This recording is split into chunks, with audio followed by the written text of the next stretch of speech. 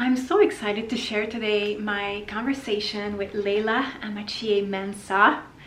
She's the founder of Wild Seed Botanical, and I discovered her by coincidence on Instagram.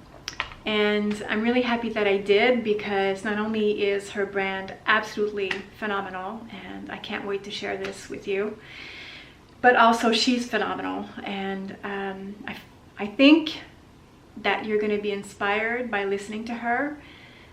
A few things I want to highlight as to why I think you'd be inspired. Laila has this incredible channel called Fusion of Cultures that you might want to check out. She's natural on video, she's charismatic, and she's authentic. And I was thinking about that today as a business coach working with a lot of entrepreneurs, how I have so many clients that struggle with showing up on camera. I mean, it's not easy, right? But it gets easier. Laila shared a lot of that on our interview, and I thought I wanted to highlight this in the intro, because if you've ever wanted to maybe start your own YouTube channel or maybe start your own project, I think that this conversation is going to inspire you, because Laila literally takes us behind the scenes of how she created her YouTube channel. But she's also super inspiring as an entrepreneur, and she shares the story as to how she created Wild Seed Botanicals, and how there's a lot of the inspiration, well, her ingredients, most of them are coming from Ghana, which is her home country. She shares also her perspective of holistic skincare and holistic beauty, the importance of clean beauty and clean ingredients. And throughout our conversation, again, I think you're really going to be inspired by not only her journey as a clean beauty botanical expert, but also as a woman of color, as a Black woman who started a business. I think you're going to be inspired on so many levels. So that's why I wanted to share this interview with you here. It's a long interview because we had a lot to cover. So just side note, if you're not up for sitting for an hour and 20 minutes watching this video, watch it enough to see Laila, because she's beautiful and colorful and her personality just shines. But then feel free to go to the Glow blog, journeytoglow.com, or subscribe to the Journey to Glow podcast on iTunes, Spotify, Google Play, and then download it on your phone and listen on the go. I find that it's easier for me to listen to longer interviews when I'm actually exercising or walking. All the resources that we created for you on journeytoglow.com, please go check it out. If you're suffering with a skin issue and you don't know where to start, or you're not making progress, it's all there. It's 2 years of work, 50 podcast episodes with amazing experts from around the world in Ayurveda, naturopathy, holistic nutrition, functional medicine, holistic dermatology. I mean, you will find a solution on Journey to Glow. And 2 guides that you can download for free that can support you on your journey. One is about essential oils for radiant skin, and the other one is what to do if your skin is in crisis. So enjoy this episode. Please feel free to comment with any questions for Laila, any compliments, and any insights, anything you'd like to share. Comments are valuable. It's how you speak to us here on Journey to Glow. And feel free to share with anyone you feel could be inspired by my amazing conversation with my amazing guest, Laila, founder of Wild Seed Botanicals. It's just going to be fun. It's so nice to see you. And you, I'm very excited. I've been excited all day. Yeah. And then I felt a little bit nervous. And I was like, oh, but it's just a chat, so it's fine. You felt nervous? I felt nervous. I still feel nervous. I'm like shaking a little bit. Oh my goodness. So how do you feel before you start shooting your videos for your YouTube channel where you have like gazillions of views? You know what? YouTube is just, it's like second nature now. So it pretty much feels like having a conversation with a friend. All the nerves, everything that I used to feel before is completely gone. Yeah. So it feels like nothing. But this feels a little bit more, I don't know, just a little bit more nerve-wracking than filming a video. Okay, well, it's going to be like your practice for the many more podcast interviews you're going to be doing to feature your Amazing. amazing work, not only for your beautiful brand, Wild Seed Botanical, but I feel that you have a lot to say just about your knowledge about holistic beauty. And so let this be practice. Yes, here for the practice. So Here for the craziness. you're wearing this beautiful scarf, and I told you, I wrote to you on your Instagram. So people listening on the podcast, we're recording video, so you'll be able to see the video on YouTube as well. So I got a little bit addicted to your videos. Tell me the name of your channel again on YouTube. It's called Fusion of Cultures. Okay. Yes. So I got a little bit addicted and down the rabbit hole one evening. When I saw your message, I was like, oh my God, no, she's got to, because YouTube can do that too. You can literally go to watch one thing and before you know it, you've been binging for hours.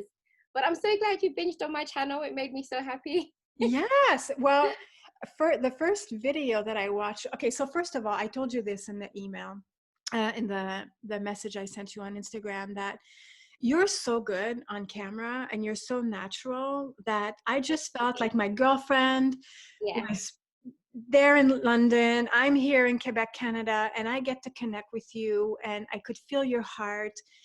And the first video I watched of you was your video of your earring collection, because apparently a lot of people were asking you about your earrings all the time.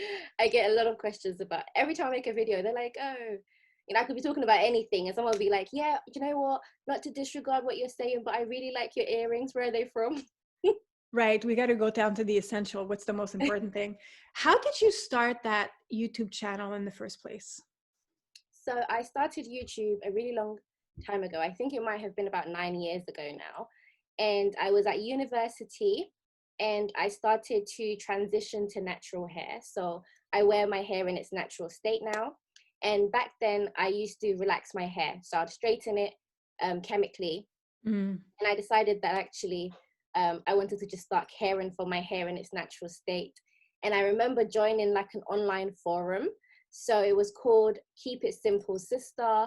And it was like a whole host of Black women just sharing like hair care tips. So it was basically like a Facebook, but predominantly just for hair care. And actually at the time when I joined, I was still relaxing my hair and I was just there to hear people's tips, just to partake. And, people would take pictures. I would take pictures of my hairstyles. I'd share it. And then eventually when I started to transition, I was sharing my hairstyles. I was sharing like my DIY hair treatments. And people just started saying, oh, you should do YouTube. You should film it. They would say you should film it and like so that we can see how you do it.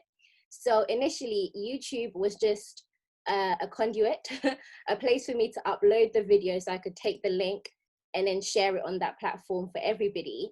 And eventually I realized that people were actually coming onto YouTube and leaving comments and subscribing. And I was like, oh, okay, I'm going to keep this up. And it was fun. I was at university. I had a little bit of time. And eventually I just found that it almost kind of felt like my safe space. I was connecting with so many amazing people, people were sharing their different journeys. As Black women, when you transition to natural, sometimes it can be really emotional. It's almost kind of like connecting back with yourself. So it was just nice to be a part of people's journeys, to have them be a part of my journey and just to share, it felt good and it still does up until now. And how long has this been, how long has this YouTube channel existed? So I think it's about 9 years now. 9 years. I opened the channel and I think I didn't post for about 9 months and then I posted my first video. But altogether, I think the channel's existed for about 9 years. Wow. Yeah, I think maybe this October or something will be either 9 or 10 years since I posted my first video. That's amazing. And have you grown organically or have you seen spurts of growth? And what do you think has triggered growth? Yeah, so initially the growth was like quite organic. And then at the time, there was like a boom of Black women that were going back to natural. There was loads of blogs coming up. And so my content started to be picked up by like different blogs. So it's getting shared everywhere. There was one that I absolutely loved and it was called curlynikki.com. It was American. And I think one thing that worked for me a lot at the time is that there weren't a lot of women from the UK doing YouTube, particularly around hair care and natural hair care. Everybody was from the US. So then Americans loved it because I had a funny accent, or an accent that they liked. And then the UK people finally had someone that they could relate to, someone that was talking about products that were available to them. So I think that really helped. And then I think at one point, maybe 2000 and I can't even remember, 11, I won natural hair, something natural hair YouTuber, or fashionista natural hair, something along those lines. So yeah, at that time it was just growing like really rapidly. And then as the natural hair movement started to slow down, of course I came out of uni, I had different interests, I was sharing other things other than hair. And so I started picking up, new followers who were interested in other things as well. And I think what's been so great about my YouTube channel is that those that have been there from the beginning have really seen me grow. They've seen me go through literally my 20s into my 30s. Yeah. And then the new ones that have come in have just come in and they literally get a piece of me in every direction, whether it's hair, whether it's lifestyle, whether it's just general chit chat. So in that sense, it's been amazing. It's been a growth for both of us, for them and for me. That's amazing. That's amazing.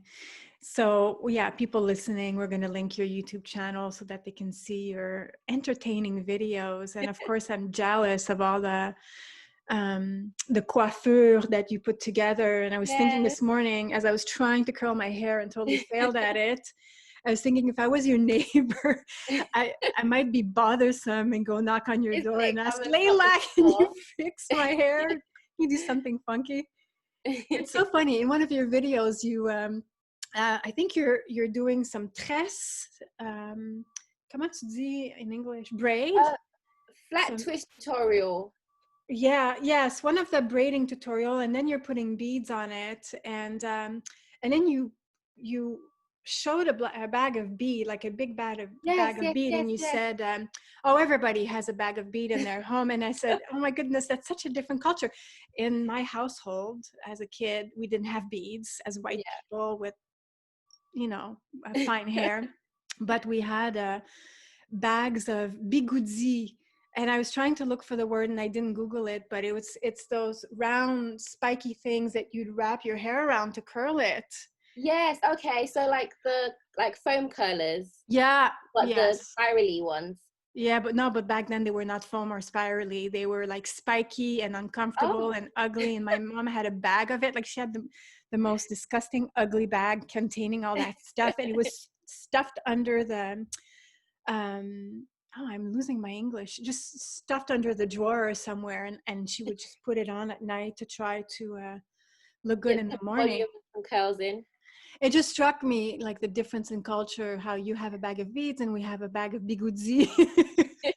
Yeah, literally. So, I mean, I think most Black households would either have like a huge bag of beads or those kind of like baubles. And I remember baubles so well. So they're kind of, it's like a little elasticy thing and it'd have like these baubles on the ends. And, your mom would put your hair in like pigtails and then you'd have the baubles in different colors and bright colors. And I think every Black woman can relate growing up in a household where there was literally a bag of like hair accessories, bright, colorful, whether it's beads, whether it's baubles, or I remember the scrunchies, like in all different colors. Yes. You know what I just read not too long ago, and it shocked me. I didn't know this. So, in Canada, it's we have multicultural towns and stuff, but it's mostly white, right? Except Montreal, Toronto, Vancouver. And so anyway, I'm following Tabitha. She has a huge following. She's a cook. She's very colorful, Black woman, gorgeous.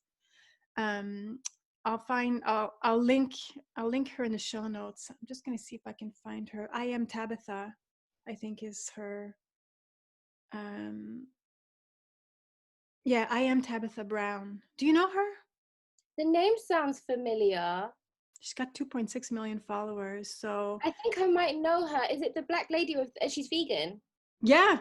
And she made like the vegan bacon with Did she? with carrots. Oh, yeah, did she? Yeah, I think so. If I'm thinking of the same person. Probably. Yeah. Yeah. So vegan foodie, and she has these amazing recipes and this gorgeous accent. But she posted not too long ago, and I didn't know this, that in many states in the United States, Black women are not allowed to their hair natural and afro. Did you know this? Yes, What? it's not just the US, it's even here.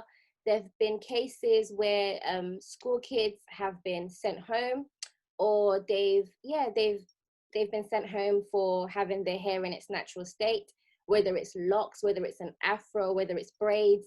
In fact, I think maybe it was last year where a school actually wrote it into their policy that kids couldn't do that.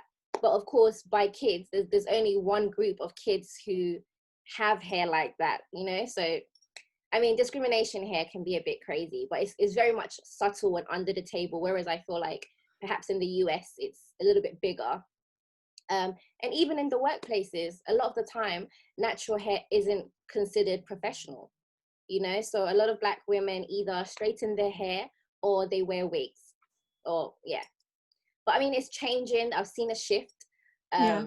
I feel like I worked in digital marketing. I used to be an account manager. And so I think working in more of a creative industry, I never necessarily faced that. Everyone was pretty much, you know, everyone comes to work however they want. Everyone's creative, everyone's funky and Yeah. cool. So I never really had that issue. But, you know, there were still little like microaggressors like, oh, your hair, how does your hair do that? Or how do you comb it? Or, you know, like little comments like that where it's not necessarily like, oh, you're being racist. But yeah, it's interesting. And you So, would think that, you know, so much time has passed, we're in yeah. 2020, that it Yeah. wouldn't be an issue, but it is still an issue. And I think New York recently passed a law where you're not allowed to discriminate Black people based on their natural hair anymore, which Yeah, is excellent. seriously. Yeah, seriously. Yeah, because the issue, and then you talked about that, the relaxers and all the product that Yeah, we put in our hair that chemicals. can be so toxic. Is that why you stopped putting it into your hair? You knew how toxic that it Yeah. was? So I realized that actually, number one, for me, it was like twofold. So it was like, why do I feel like I have to do this? Why am I putting myself through this process, knowing very well that actually is detrimental to my health? Yeah. Um, so it was kind of like a hard question to face in your early 20s. And back then I was just like, oh, I just, you know, to fit in. And I remember when I decided to even go natural, a lot of the people around me, you know, they were against this. I did not have support. So I think that's why I loved YouTube so much, is because I had support there. Whereas, you know, in my real day-to-day life, there are people around me that were like, when are you going to relax your hair again? Like, why are you doing this? Um, yeah. So I think Because it's toxic. yeah, well, there you go. You Yeah. know, I think because we're still dealing with the mindset that like the straighter the better, like straight hair is better, it's more professional, it opens more doors, it's easier to assimilate and get somewhere rather than to kind of be uniquely yourself. And it's something that's slowly shifting, but there's still quite a lot of people that feel that they have to do that, and especially women that work in that, you know, corporations, or yeah, in those industries, women that are probably higher at the top, and they feel like they have to look a certain way in order to maintain that position, or to even get through those doors, to break through glass ceilings. I'm hoping that that will slowly change. It's been changing, but I still think we have a long way to go, because I think there's even still Black women that feel like they have no choice, you know, even though they know how detrimental it is, they feel that they have no choice. There's definitely a shift. Like I said, when I decided to go natural, there weren't that many people around me who had natural hair. In fact, I don't even think I knew anybody that had natural hair apart from like children. But now, literally, I can say about 98% of my friends have natural, like we all have natural hair now. So within that short period of time, there's been a huge shift. Now I get on public transport, and, you know, so many Black women have their natural hair. You go to events, we have like natural hair events here where, you know, Black women, children, everybody comes together to like just share the joy of wearing our hair naturally. because for so long it was something that we felt that we couldn't do. So it's fantastic in that sense, but I still think we have a while to go. If I can find it again, I'm going to link a study that actually, it was a podcast on Goop Beauty, one of their first episodes. She interviewed a researcher for the EWG research, one of their research group, who did a really specific study on the chemical products that we use, but specifically Black women use on their hair. Our products are laden with them. Have you heard that podcast interview? Yeah. You did? So I heard the podcast, but prior to that, there was like another research that came out that was linking relaxers to like fibroids in Black women.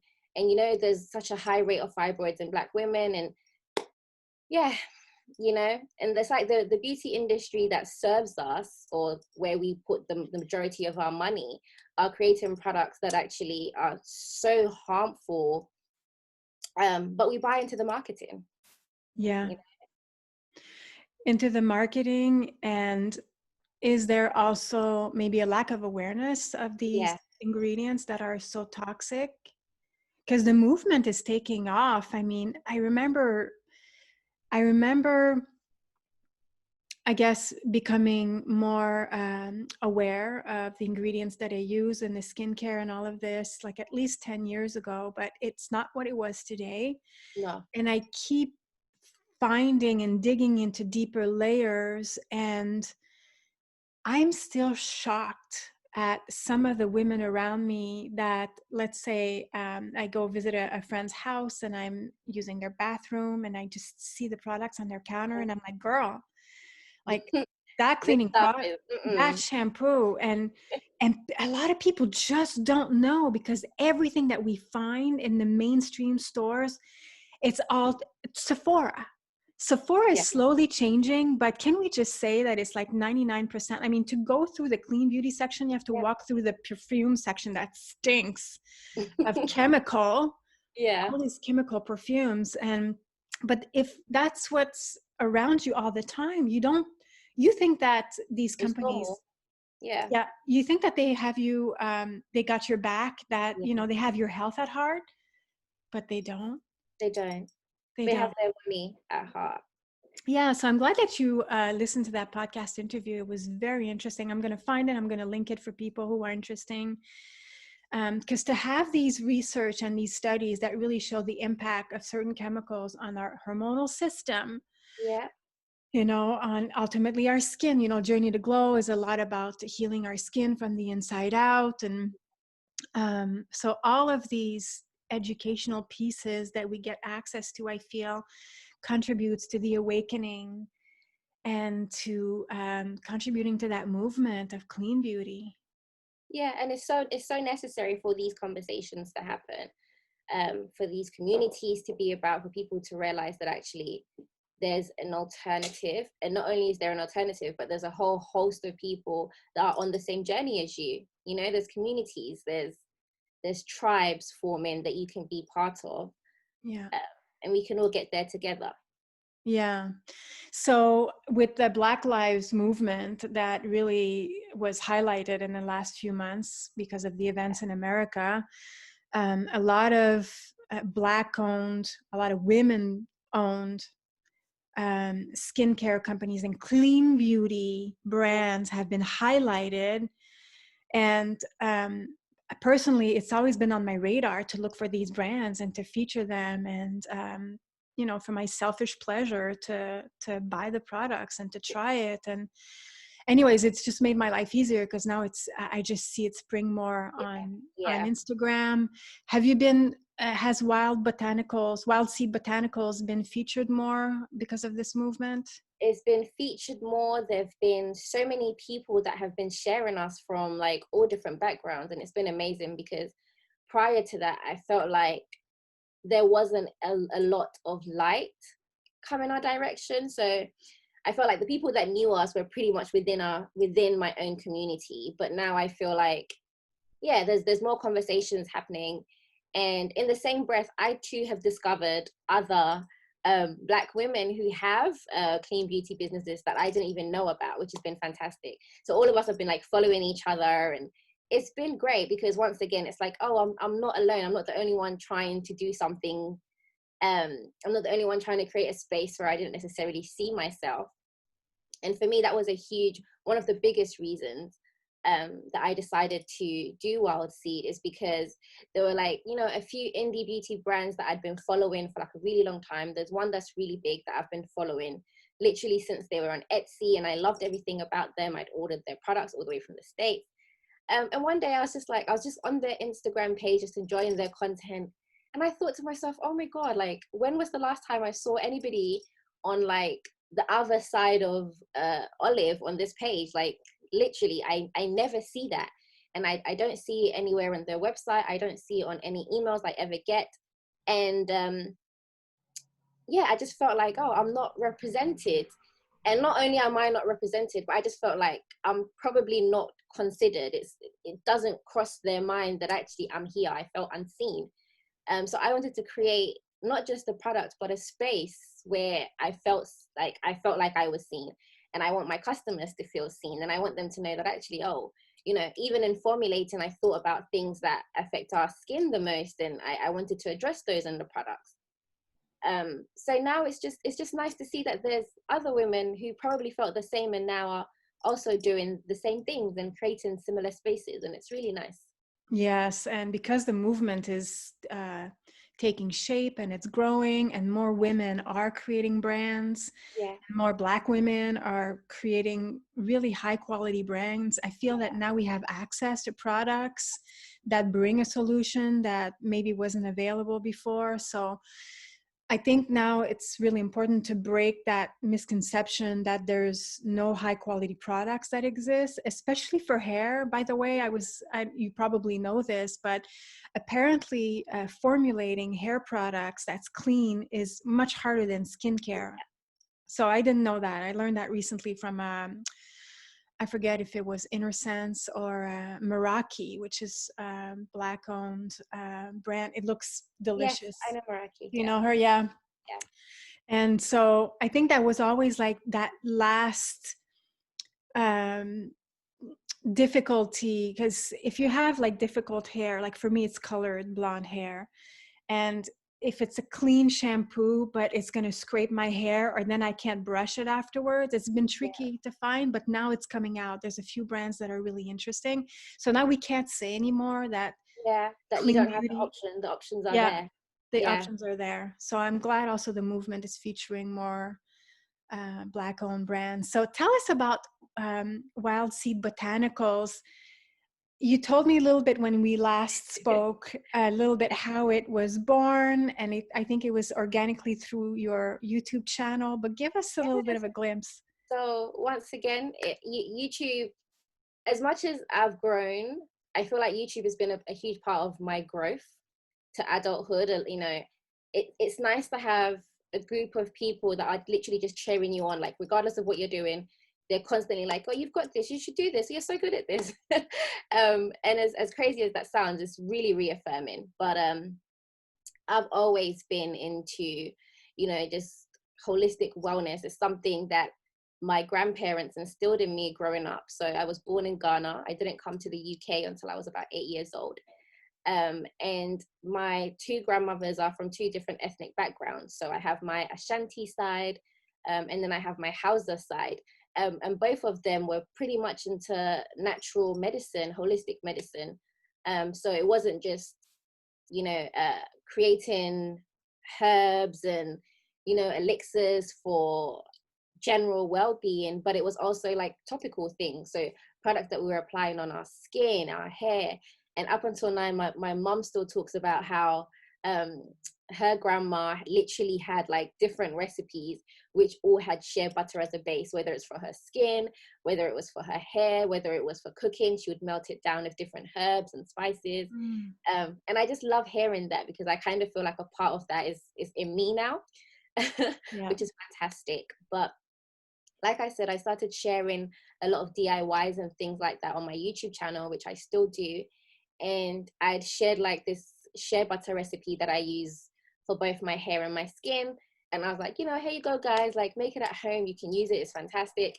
And over time, people were like, can you just sell it to me? And I was like, but the recipe is literally right there.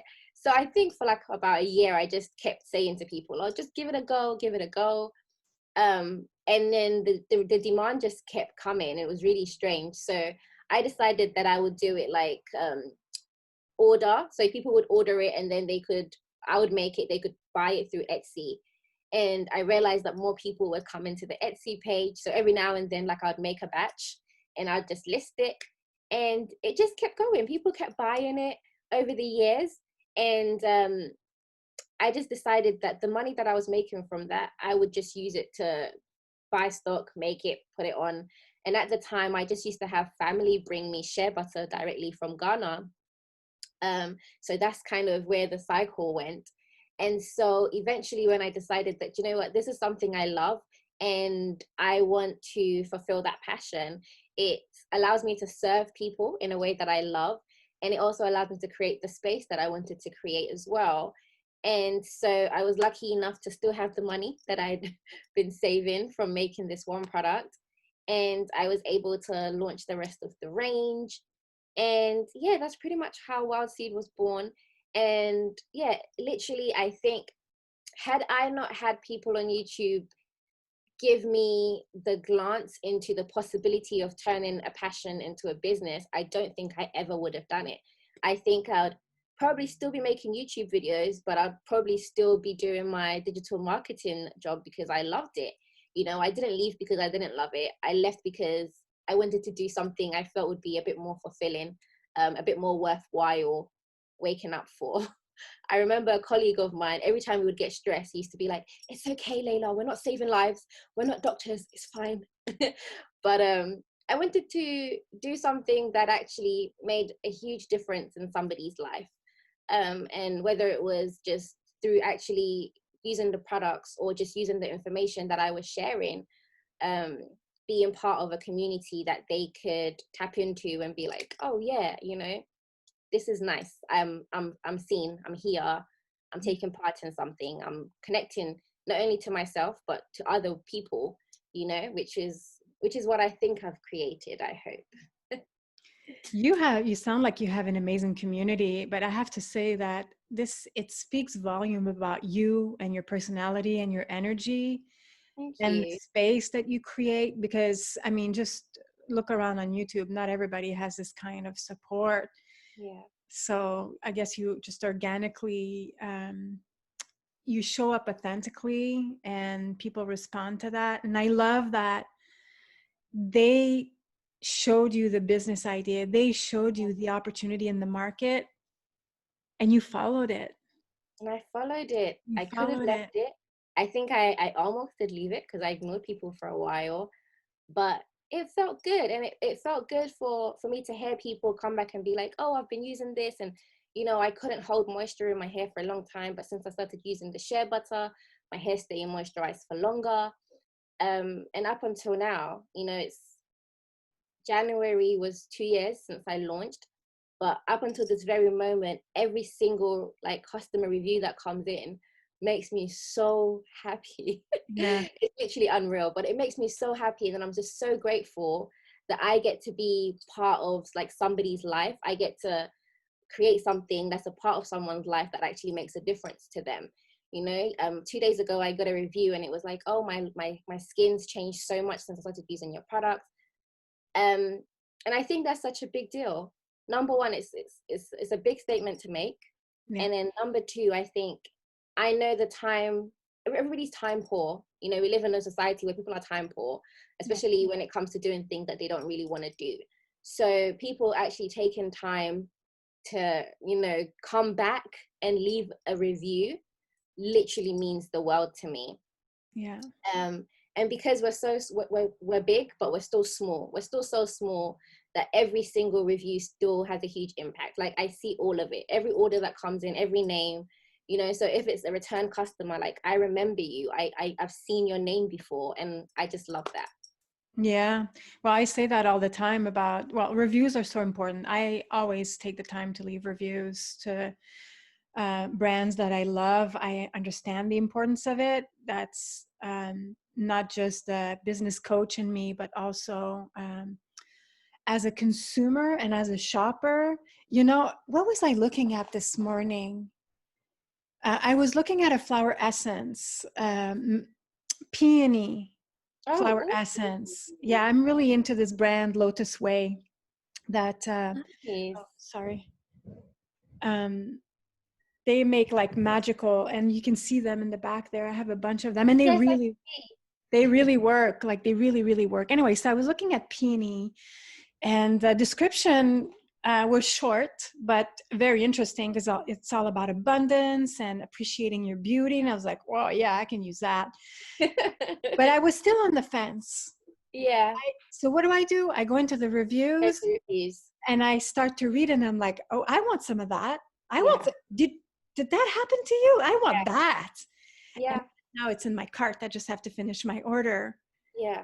So They make such a difference. I they make always, a so difference. whenever I like reshare reviews, I'm like, when you leave a review, it helps with someone else's purchasing decision. Yes.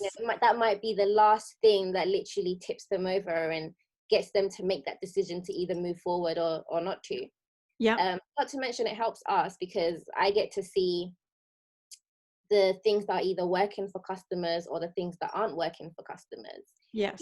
So I remember I launched the naked version of our shea butter last year because number one, people were emailing me asking me if I could make it for them without the sweet almond oil. Oh, why is that? Allergies. Oh. So nut allergies, yeah. And so obviously at the time, because of EU law, I can't do that. I can't modify a formulation that has already been approved for sale. I would have to submit that new formulation for that one person, pay for it to get approved before I could make it and sell it legally. So I got emails like that, and then I would explain to customers. I think it's different in the US. I don't think it's as strict in the US as it is here. But here, before you can actually sell a product on the market, there's so many things that you have to go through and put in place. So, I'd explain to customers why I couldn't do it. But I noticed the trend in people coming back.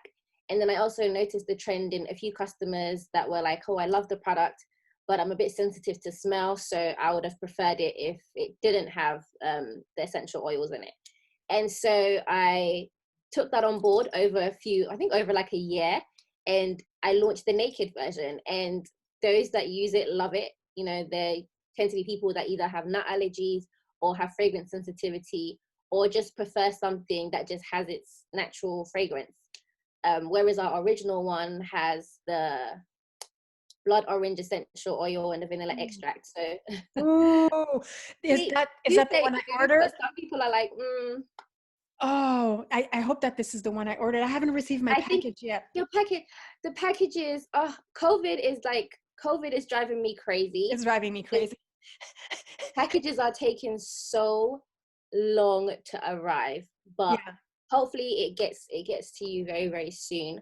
I've actually signed up to DHL now, so I can offer that, and then at least if customers choose to have that, then they'll have their package within 5 working days, even to the US and Canada. Wow. So I'm so sorry about that. No, don't apologize. Received it. Don't apologize. It's really not you. And honestly, Yeah. it's on track. It's just far to come from London to Canada. But blood orange, ooh, and vanilla. It smells really good. So I love that you actually listened to your customer. Yeah. You offered something that they wanted. How much work and how much money is it to develop a product and to get it approved? To where you want it. So I think each formulation is about, depending on where you go. So the company that I use, I think each formulation is about £160. So that's after you've gone through like all your testing, at-home testing, making sure that you've got the final formulation that you're super happy with. So you pay them to sort that out for you. So let's say you're starting out with like 5 products, then you have to take that cost in mind, times that amount. Right. And then actually, if you're doing just testing it at home, developing the formulation, that doesn't cost you a lot because you can buy your ingredients in small enough amounts to do that. But then to actually get to the point where you're buying enough ingredients to launch it or to market, I think altogether I must have invested maybe about 5,000. Well, yeah, because I've got about 6 products in the range, so about £5,000 just to be able to have enough products. So packaging, glass is not cheap. So predominantly everything comes in glass apart from our whipped butters, but they come in recyclable plastic.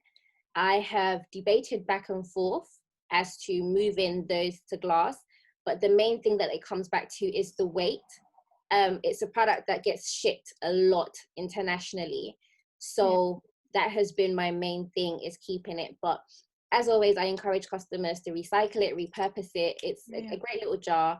So whether you decide to put it in the bin, it's recyclable, but you can also repurpose it at home. And the top is also aluminium, so it's also recyclable in that sense. But you have it? Can you show us? A lot. Yes. Yes. Because TV, look at this right here. Okay. So. Great. And how would you repurpose it? What would you use it for? So you can either use it in your kitchen and store like some spices in there. You can keep it without the lid on your desktop, and put things like your rings in there. I've had a customer who's actually used hers to do like a little mini cacti plant pot on her desk, which looked really cute. She sent a story in. But I think there's so many different ways that you can find to keep it. We always need a bit of storage. Yes, we do. Yes, and there's customers who also, aside from buying our products, do DIYs. So you can also store your DIY skincare products and stuff in there. Bath salts, DIY bath salts. Buy some Epsom salt. Add a little bit of essential oils, and you can keep it in there with some dried herbs and dried flower petals as well. Yes. Yes, I mean storage. I'm looking around my office here, and I'm always looking to how to Marie Kondo it so that things are pretty. And you know what I'm thinking too? If someone is really crazy about a brand and now they have your jar on their desk and there's like a little pot of flour in there, and then it's always a reminder to make that next order. Yes, exactly.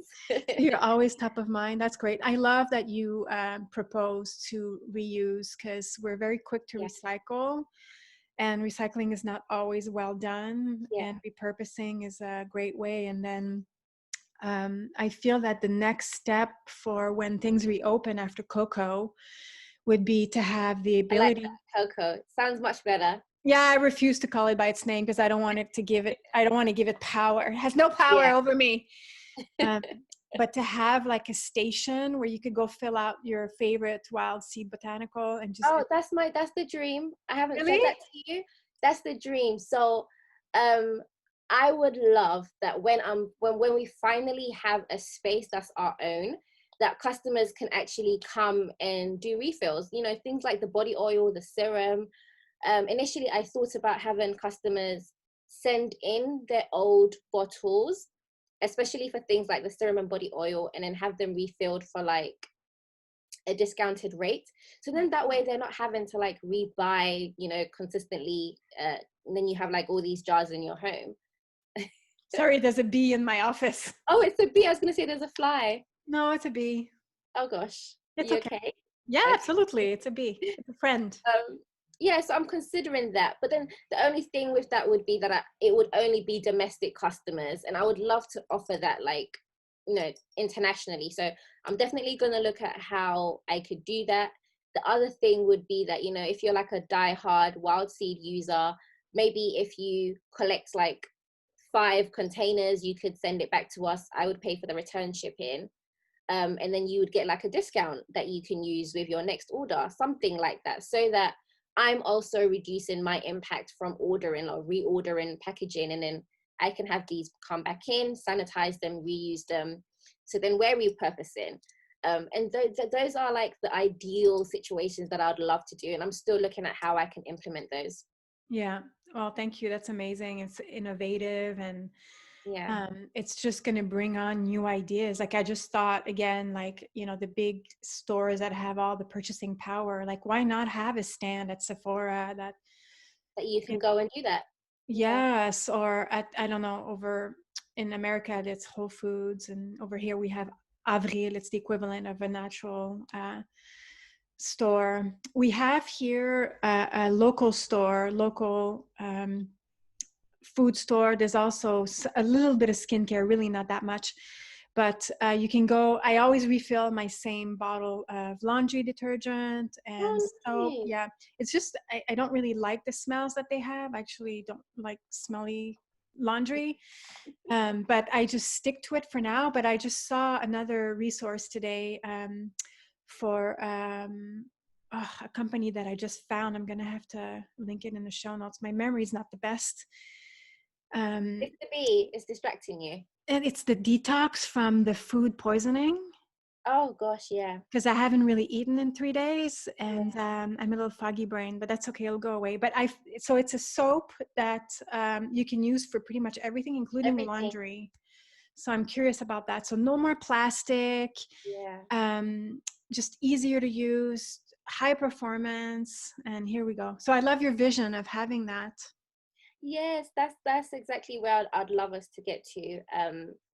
So I'm working on making that a reality as soon as possible, actually, because currently, like, friends and family can bring their bottles to get refilled, Yeah, perks. yeah. But I wanna put something in place where everybody has access to that, and it benefits them and it benefits us at the same time. Yeah. So tell us about your products, because we've been talking a lot about Wild Seed Botanicals, but I want people to know, what are your products? Yes. So I have a few of them here, so I might lift them up. So Yes, do. um, the shea butter is literally, it's like the heart of the brand, um, based on the story alone. Without the, this isn't actually, so this formulation isn't the original formulation I started with. It's gone through many renditions, but it's still shea. It's, in essence, it's still shea butter. It's my biggest link back home to Ghana. It's the product that I grew up using, and back home we cook with shea butter too. So it's just the thing that roots everything together for me. Can you open it? Can we see? Yes. So I've got a light right there, but so it's Ooh, silk butter. okay. Yeah. Very creamy. People always say, "Oh, I wish I could eat." It smells like you can eat it. So how do you use it? So I use it for my hair, and you can use it in hair. You can use it with your deep conditioners. So Mm, you can take your favorite conditioner, you can mix like a spoonful in there and do like a deep treatment. If you mm. have a steamer, it's perfect. If not, you could put a plastic bag on, wrap it with a hot towel, leave it for about 15 minutes, and literally your hair will just melt. So all the frizzies, everything will melt down into submission. Oh, yeah, yeah. It's perfect for that. And if you have naturally kinky curly hair like mine, it's perfect for locking in moisture.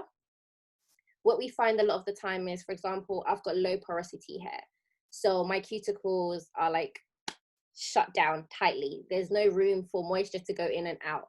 And usually after you do like your wash day routine and you moisturize your hair, you've got all that goodness in there, and you want to use something that's light enough to feel your hair. So it's kind of like skincare, you start with the lightest and then you create like a barrier with the heaviest. So it works similarly to that, to locking in moisture. And then of course I use it as a body butter. I use it for burns, cuts, scrapes, so as a spot treatment for different things.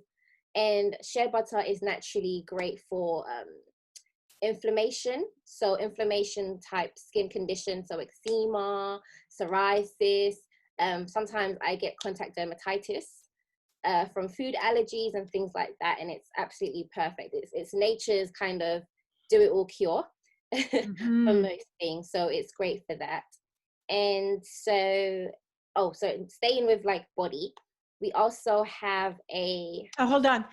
The one way that I'm going to use it when I get it okay, is because I have a pool, and we still have chlorine, unfortunately. chlorine. Yeah. because I can't change it to salt because my pool is old and it's gonna anyway. So I just thought I'm gonna cover my hair with Yeah. the Create shea a butter barrier. and my body as well. And that way Yeah. it's just gonna roll over me and Yeah, then it is. That's a really good. I might add that to the website actually, because yeah. that's a very good way to use it. People Yeah. who go to the beach, people who go Yeah. sailing, you put a little bit at your ends Yeah. maybe, and then you can even like wave it. Yes, of Well, for course. me, I need help with the wave and just a little bit so that it's not too heavy. And So then it's not too heavy. yeah. Yeah. And then also naturally, shea butter has UV protection naturally in there. Oh, So does you it? have a little extra, yeah, you get a little extra protection in there. Oh, good. That's good too. I did not know that. Yeah. Okay. I Yeah. interrupted you. What were you showing me next? Oh, yes. So next we have our pink grapefruit body scrub. Oh, yeah. I ordered that. I can't wait Oh, to get you my did hands on order that. This is a that. huge favorite. People absolutely love it. Um, it has, so it's a sugar-based scrub instead of salt. So it is more or less abrasive, and you can use it whether you have sensitive skin or not. It Okay. has a raspberry extract in there. It also has some pink clay, so you get a little bit of detoxifying in there. And it Mm. has, of course, grapefruit essential oil, but a host of other citrus oils, and it just smells really good. So it really is invigorating. It gets you going. I think if you've got some more time in the morning, on like a Saturday morning or something, just take the extra time to exfoliate, but then Yeah. also awaken your senses. Oh, yeah. It's one of my favorites. I love I love exfoliating because I like it when it's summertime and my skin just looks like it's glowing. Yeah. And exfoliating is the best way to prep your skin so that it can absorb all your wonderful products that you apply. So your oils and your butters. Great start there. Okay. Question. I have a Yeah. question. Why sugar and not salt? Yeah. So the main reason for that is I felt that the sugar was less abrasive, Okay. but then also sugar has natural acids in there that are quite nice for the skin. Okay. So it's the sucrose, and it helps with your skin. It helps with detoxifying, but it also helps with the exfoliation, not just on the physical level by rubbing it in, but almost on a cellular level as well. Ooh. And then also it rinses off easier. It dissolves in Okay. the water a bit quicker than the salt does. So it's Yes. easier to kind of get it off your skin. Okay. And Yeah. okay, so I love that. I had purchased a goop scrub and it was all salt Yeah. and it was too much. It was too harsh. My skin was Yeah. burning. So I'm thinking for sensitive skin, the sugar is going to be easier. Raw cane sugar is always a good bet if you have sensitive skin. Okay. And salt pulls moisture from the skin. Salt Okay. is great for stuff like that. So it's good for drying. That's why salt sprays for the hair are great for the beach, because it gives you that kind of, that tousled look. Beachy look. But Yeah. yeah, but also for the skin, it can also pull moisture. So if you do have sensitive skin, it can feel a bit harsh and a bit more drying on your skin than it would with somebody who, let's say, doesn't. Okay. But generally, it is a bit more abrasive. That makes total sense. And Yeah. side note, we do want to have like a product that dissolves like sugar and a scrub that's totally natural, because Yeah. my fiance made it very clear because he had read an article that a lot of the scrubs contain some silicone beads or Yes, plastic they've been beads. banned. They're going to the sea. Yeah. They're harming the animals. Yeah. Yeah, Yeah. those Birds microbeads. dying because they eat Yeah, it yeah, because we want to scrub. yeah. And So I we want, remember there was a point where, like, I mean, everybody was using microbeads in their products, and I don't mean like the small brands, but as in all the yeah. big brands were advertising, microbeads, microbeads. They were putting it in toothpaste. They were putting it in everything. Not knowing that this is the level of damage, because it's literally small beads of plastic. So yeah, people need to know this Yeah, because, and again, sometimes it's not even written on the packaging. I know yeah, you guys in Europe, you are obliged, you're yeah. obligated, We're obliged. but we're not over here. And I know Yeah, that a lot of people are fighting for better labeling practices. yeah, So you would go to the store or the pharmacy over here is where we buy a lot of our, I actually never buy anything at the pharmacy anymore, which is where you have a lot of skincare. Like I literally walk in and I'm like, crap, crap, toxic. Anyway, so you would buy something that you think, oh, it is lavender in there, synthetic. Yeah, exactly. And I think they put buzzwords and stuff on there. I remember Natural. It's not. it's natural. Yeah. Yeah. And it's actually not. I know, I don't know if you guys, I'm sure you have the Body Shop in the US now, but the Yeah. Body Shop is huge over here. Oh. And I remember when I first came here, and I think my mum took us to the Body Shop, and then, we saw shea butter cream. And I was just so happy because I was like, oh my God, like shea butter, So I was using it for years. And then one day I was just like, I just happened to be looking at the list, and literally shea butter was like maybe like third to last. And then all the stuff that was in there, I just thought, what was is not this? shea butter. Yeah, exactly. So I think when we're not informed, which a lot of people, you don't know, you see the marketing, you see the buzzwords, you're like, okay, it's got this, I've heard this is good, I've heard that it's good, and you buy it. But it's just checking the back to see the fine print, what is actually in this. Yeah. Have you found that you had to do a lot of education with your customers about your ingredients and the quality? And I want to go back to your other products, but I want to hear from you on this too. The sourcing of your products and the formulation. Yeah. Education was one of the things that I wanted to do in terms of adding value. So from very early on, I kind of decided that I didn't want my social media pages to come by my product, but I wanted them to be more like, informational. I wanted to add value to customers' lives. I wanted them to learn something new. So, with product posts every now and then, like I'll go through like what's in it and, why this is good for you and why we chose this ingredient and why this is in there. And I think it's really important. And sometimes we'll do blog posts about it. And especially I've got a couple of new products coming up, and I've already started thinking about different blog posts that I need to do to educate people in terms of like why we're choosing this and why this is a better alternative than using something else like that. And I think it's really important. Education is important.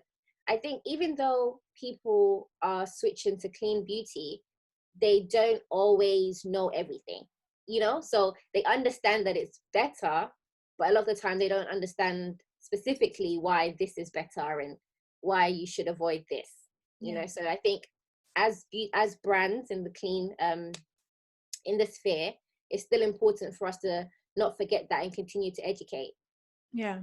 Yes. So we talked about that last time, about the sourcing of your shea butter and that it comes from Ghana, but take us through a voyage to Ghana so that we can get a glimpse of the women that are working on your product and how it's made. Okay, so currently, like I mentioned previously, when I first started selling the whipped shea butter, I used to have family members go up to the north in Ghana and buy shea butter and then bring it over. So whenever anybody was traveling over, I'd be like, hey, don't you get my shea butter? Okay, don't forget. But as we got bigger, I realized that I had to source it from somewhere. So I currently source my shea butter from Akuma, and Akuma is UK based. They might have a US front as well, but I'm not quite sure. But they have a cooperative in Ghana. They have a cooperative in Western Ghana, or Northern Ghana, sorry, where, the women, you see the women that produce these products. They have like a whole page on their site that talks about it, that talks about, how they work with the women, how the payment system works. And so for me, I know directly that this is the impact that, sourcing specifically from these group of women is having. And ideally, the dream is that we would be able to work directly with a cooperative. So no kind of middleman, just me and, Efia, who makes your shea butter, so that the community can also create that connection directly. And unfortunately, Coco disrupted this year. I was supposed to go to Ghana back in May. And that was one of the main reasons, was for me to go. And there's a few other ingredients that I want to source directly from a group of women that I know I'm working with. So things like our coconut oil. Ghana makes wonderful coconut oil that smells so good. I still get some with Akuma, but for me, it's more about that human connection. And I just want to be able to say, these are the people that are making our products, and how else can we support them? How else can we rally together? What else can we do? These are all long-term plans or short-term plans, hopefully, that I have, whether it's kind of creating some kind of fund, or creating some kind of fund where a percentage, not only are we sourcing the products from the ingredients from them, but then a percentage of sales is also going back into that community, helping them to either expand, helping them to get new equipment, helping them within their families. I want that connection. One of the core themes that I want to run throughout the brand is just the concept of connectivity. You know, we connect to each other. We're all intrinsically connected, but also, you know, we connect to ourselves through the earth, through Mother Nature, through, you know, using products that are sourced from the earth. And we almost, I see as like, we're indebted to each other. We all have a responsibility to each other to ensure that we're all well, you know, we're all collectively well. And any way that we can do that through that would be amazing. So I'm hoping that sooner rather than later, there's something that we can do. But in the interim, we source from Akuma. There's also, so sometimes if they don't have stock, there's also a guy who I source from, and he also works directly with a cooperative. And actually the reason why that works at the moment is that I can't transparency. I can't at the moment afford the import costs, you know, for bringing it in myself. So going through a middleman is slightly easier, but probably in hindsight, I'm paying for that import cost anyway, on top of the cost of the product. So to be able to cut that out and cover that, then there's more room for us to pay the women a bit more as well. So I'm hoping that's something that I can do in the coming times. And other than like the shea butter and some of our, so the majority of our oils and the shea butter is sourced from Akuma, but then there's like a few other actives that I source from, oh my god, the name is literally just escaped me. I've gone blank, but there's another supplier that I work with. And one of the main reasons why I love them so much is that they don't have anything that has any more animal byproducts.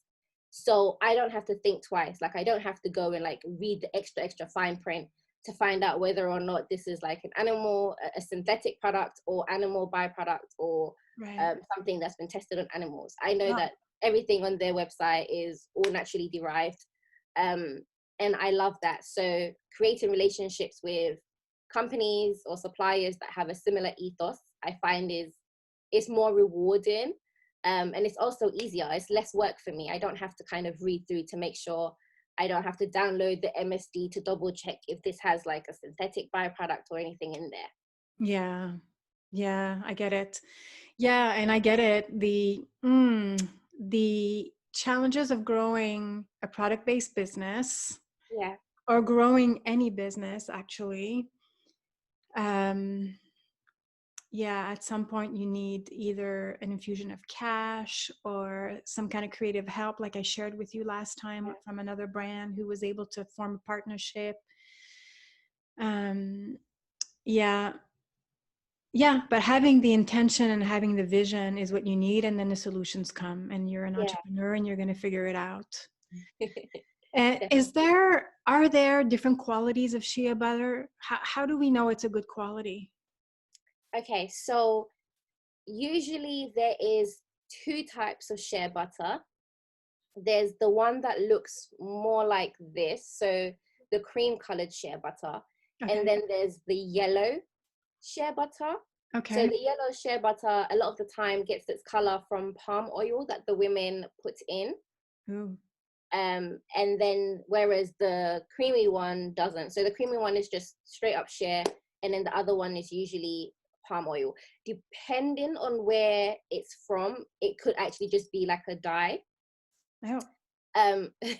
So I tend to stay away from that. That shea butter isn't something that I grew up around. It's not something that was used in my family or anything like that. So naturally I don't gravitate towards it. But I know that there's like, even in some of my local shops where you go and you see something and it says 100% shea butter, but then I can see like crystallized beads and stuff in there. You have to be really careful. So what happens is that a lot of the time they buy shea butter and then they melt it down with petroleum to bulk it up. Yeah. And they sell it and it says 100% shea butter. So What? yeah. You have to be so careful. You have to look at different characteristics. So when you see kind of like the beads, like big beads kind of form together, things like that, you have to be careful with. And I think generally if you're buying it from a brand, and you've kind of, you've read through their ethos, you believe in that brand and they align with what you want, I'm assuming that they're probably using, the raw 100% shea butter. But things that you can kind of pick up where it says raw shea butter, you just have to be a little bit careful. Or ask for that. Okay, Or I'm very curious yeah. because I have some, and it's in chunks. Okay. Is So it smooth chunk? I think I'm not sure. I'm not sure. I think that they're like uneven chunks. Okay, it should be fine. If it melts evenly on the skin and you can tell it doesn't kind of have like like a petroleum type trace, Ugh, but kind no. of melts well into like an oil.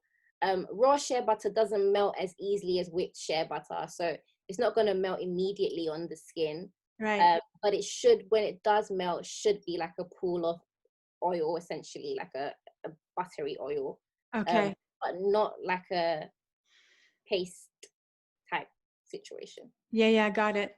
Yeah, and back to the palm oil. I mean, the palm oil industry is an issue because it destroys Yeah. the forests, which is the home of a lot of orangutans. And I know Andrew, again, my partner, is always, whenever he sees palm oil on something, he's like, nope, not buying that. Yeah. Yeah. It's the whole industry is it's kind of, it's become like a no-go zone. So the majority of indie beauty brands now, they will state that they're palm oil free. And it's really interesting for me because growing up in Ghana, palm oil is something that we consume on a daily basis. Like, we grow it. I think my aunt even had like a palm nut tree in Okay. her back garden. So it's something that, it's used readily over there, and it's something that we grow readily over there. But then it's realizing the impact that it has outside of there, and everything that it's turned into. So it is something that I'm conscious of as well. And it's not something that because if I was buying palm oil, especially from here, suppliers are probably not getting it from back home. They're probably getting it from sources that aren't ideal. So Yeah, no, that's good to mention. And take us through the other products in your range. Yes. This is one of my other favorite products as well. So it Green is smoothie. a green smoothie face scrub, face mask. I think I sent you one. Did you? I don't know. I think I did. What is it? What's in it? So this one is French green clay, a base of French green clay, and a host of fruit extracts. So there's pineapple in here, there's banana, there's lemon, and then there's also coconut milk. And what I wanted was to create a product that was detoxifying. So French green clay is one of the most detoxifying clays that you can find. It's negatively charged, so it helps to pull out everything. However, it's not as drying on the skin, depending on what skin type you have. However, I do counter that with the coconut milk. So the coconut milk still allows it to rinse off, and your face feels nice and supple instead of that usual kind of astringent tightness that you might get from a clay mask. Yeah. And then you have the fruit extracts as well. So you also get a level of cellular exfoliation from the natural fruit acids in there. So it's one of my favorites. It works whether you have acne prone skin, oily skin, dry skin, normal skin, combination skin. It's just it's effective, yet it's soothing and calming to the skin. Wow.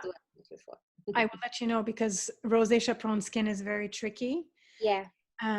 But I like that you combine these ingredients to kind of balance it out. So yeah, very interesting. So you have to let me know how you find it.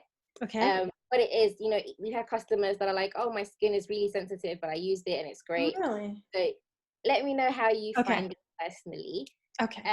And then we have our Rana facial serum, which is the hero product. Yeah, it's the hero product. It's also my favorite product out of the whole range because it is the product, or similarly to the shea butter, it's the one product that I use every single day. And it's also the one that took me the longest to formulate. So it went through so many renditions because I wanted it to do exactly what I had in mind. And I wanted to create a product that could be used by all skin types Okay. and skin tones, Yeah. but all skin types, because I knew that I couldn't launch with a product or one product for each skin type. I wanted something that would work for everybody. So, and I wanted it to be regenerative. I wanted it to help with the texture of the skin. I wanted it to help to, you know, blur your pores, reduce pore size. I wanted it to, more importantly, even out the skin tone. So hyperpigmentation is something that like I deal with, and I know that a lot of women deal with it. So I wanted this product to do all of these things.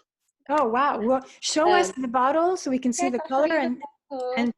and I want to know which ingredients do what, like which Yes. ingredient helps with hyperpigmentation. Oh yeah. So what's in It there? looks like, and the color comes from the sea buckthorn oil. Of course. Okay. So it's so I actually use sea buckthorn CO2 extract, which is a bit more potent than just the oil itself. Ooh, So okay. it's got that in there, and as you know, that's really regenerative for the skin cells. It also has kiwi, so it's got kiwi oil in there, which helps to rebalance the skin. And that's why you can use it whether you have oily skin, whether you have normal combination skin. It helps your skin to meet itself in the middle. It evens out your skin's production of sebum. Okay. So I love it for that. It also has prickly pear seed oil, which is full of like vitamins, full of vitamin C, A, excellent for plumping the skin, excellent for texturizing of the skin. And then it also has, what's the oil that people are always asking me about? It has things like avocado. It also has some shea oil in there. So not shea butter, but actual shea oil. And it has neroli.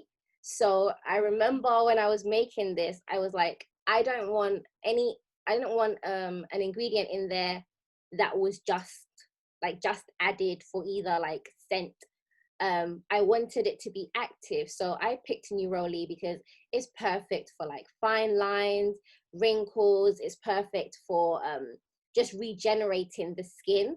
And then, of course, it has that kind of natural, subtle smell that I love so much. Yeah. And so that's the reason why I picked it. And it actually does, I mean, I think I sound a bit biased saying that, but based on reviews, it does do exactly that. And I'm extremely happy with it and proud of it. Hence why it's like the hero product and the product that I love most. I don't have it here with me, but we also have a bath milk, which has colloidal oats and coconut milk. So it's a coconut milk bath with colloidal oats. And I wanted something that would be soothing for the skin, but also actually really nourishing. So the coconut milk helps to nourish the skin, and it also helps to exfoliate on kind of like a surface level. But then you have the colloidal oats, which is extremely moisturizing, really nourishing. And it's a product that mothers tend to buy a lot because it's perfect for people that have inflammation-based skin conditions. So eczema, psoriasis, dermatitis, just having that soak is perfect. If your kids have chicken pox, it's just really soothing for them to take a colloidal oat bath. So you get kind of both properties in there. And it also has lime essential oil. And the reasoning behind that is because I just thought, you know, when you take a bath, you kind of almost want to be transported to somewhere else other than your own like crazy life or the day that you've had. And I just thought coconut and lime just works so well. So, you know, you're kind of almost transported to the tropics with it. It smells amazing. It's fantastic. I'm currently sold out because Coco is affecting my suppliers, which is affecting me. So I currently can't get any colloidal oats, and I don't have the equipment to create my own either. So Yeah. for that reason, we've been sold out for a while, which kind of sucks, but hopefully I'll be able to have that back in stock soon. And then we have a body oil, which has like safflower oil in it. It has avocado oil in it. It has camellia seed oil in there. So it's quite light, but it leaves a really velvety feel on the skin. And it has things like the shea in there. It's got papaya oil. So it also helps with evening the skin.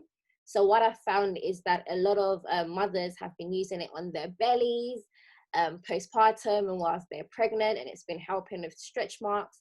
Papaya, of course, as you know, helps to fade dark spots, the papain in there. So yeah, that's my little range. So what I didn't mention is that the serum, the Rana serum, Rana actually comes from the Hausa language. So it kind of ties back to my roots. It ties back to my grandma.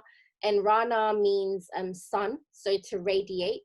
And that's what I wanted the product to do, just to glow naturally from within. The body oil is called Asasiaba. Asasiaba in Tree means earth seed. So, it has an abundance of seed oils in there. And it also comes from everything comes from the earth. So it is essentially the earth's seed. And it's been really important to me to link everything that I'm doing as much as I can to my roots, because I wouldn't really be here without it. So hopefully more future products will have more names that link and tie, not just to what the product does, but also to back home as well. Brilliant. I love that so much. Yeah. To me, when I see a brand that really embodies its roots and its inspiration, I can feel it. I can connect to it. I want to know more about it. Personally, I'm way more attracted to this kind of brands than faceless, just neutral brands that you just can't feel anything, and generic packaging. It's like, no, it's not doing it for me. I want to feel the earth behind it, yeah, the botanicals behind it. I want to know that I have active botanicals. I'm listening to you and I'm like, wow, your wealth of knowledge that you bring into it, it's so thought out. And to know that your products have had so many iterations too, it just shows how much work goes into. a lot of work goes into it. I remember soon after I launched, I had the opportunity to kind of take part in this beauty event, and it was literally me and another brand, where the people that came just got to ask questions about the business of beauty. So it wasn't kind of like a buy-in event or anything, but it was more about the business of beauty, and we kind of spoke about the journeys that we took to get to where we were.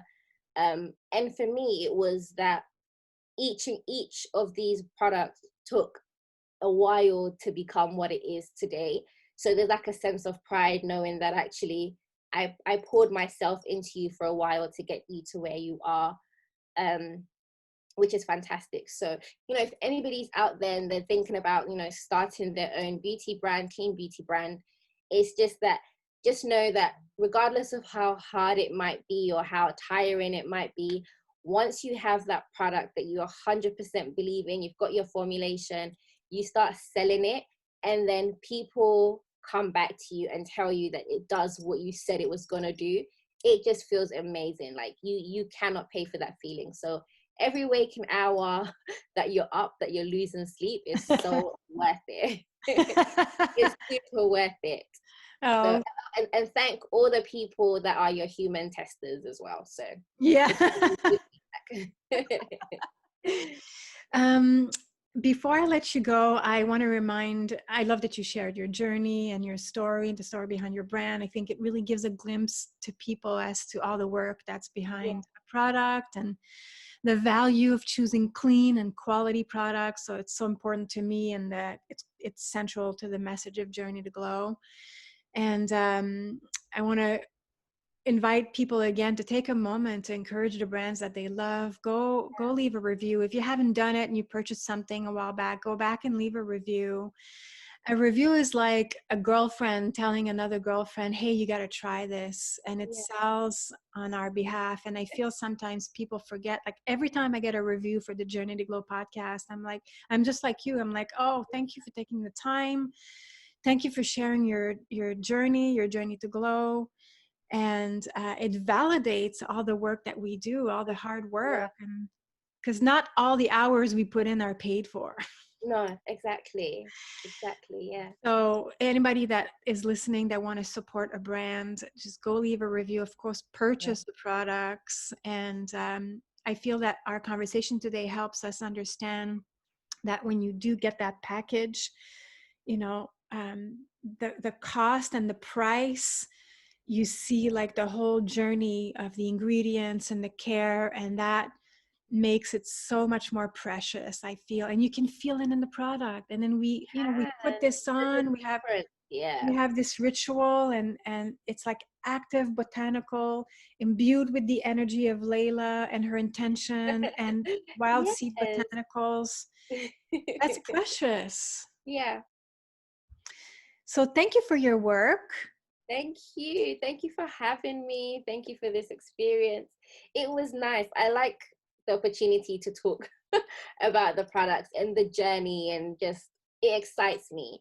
But it also kind of reminds me of like where I've come from and where I am now. So now I feel like all excited for the rest of my day. But Oh, thank you that's so good. much. It was nice to walk down the memory lane again, and to be reminded of why I do this and where I am and where I want to be. Yes. So it's Yeah, wildseedbotanicals.com.uk. .com. If you go to .co.uk, you'll still bring you to .com. I bought both. Okay, good. Smart. Another tip: buy all the domains. Yeah, but I got so many domains, girl. And then on Instagram, Wild Seed Is Botanicals, at Wild Seed Botanicals. and then the YouTube channel again. Fusion of cultures.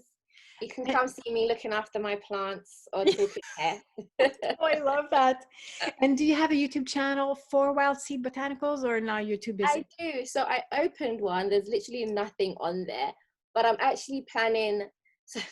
So funny quick story. When I launched the brand, I was so worried that people would just think, oh, it's just Laila, and they wouldn't take it seriously. So for like the first 2 years, I tried my best to keep myself not in the forefront of the brand. But now I realize that it's actually really important for people to know that it's me, and I pour myself into this. So I want that to be seen. So I'm hoping to do some content doing how-tos. So showing people how to use the products, giving them tips. There's so many, when you get this, drop me an email. There's so many ways that you can use this, how you can activate it, and enjoy it, you know, depending on whatever mood you're in. So I want to create video content around how to use the products and tips and stuff like that. So hopefully those will sit on the YouTube channel.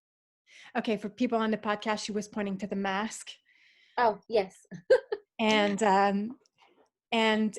yes, I'm so glad that you said that you're going to put yourself more into the brand, and we're Yeah. going to talk more behind the scenes, not on the recording, because I have so many ideas for your business that I want to share. And Don't worry, we're gonna we're going to talk. Okay, no, thank you so much. I want to see you more in your brand, and because your energy. Thank Your you. energy.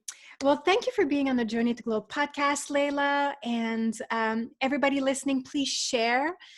Go check out her products, leave a review, purchase, follow, and share. Share with our friends. Thank you, darling. Thanks for having me. Bye. Bye.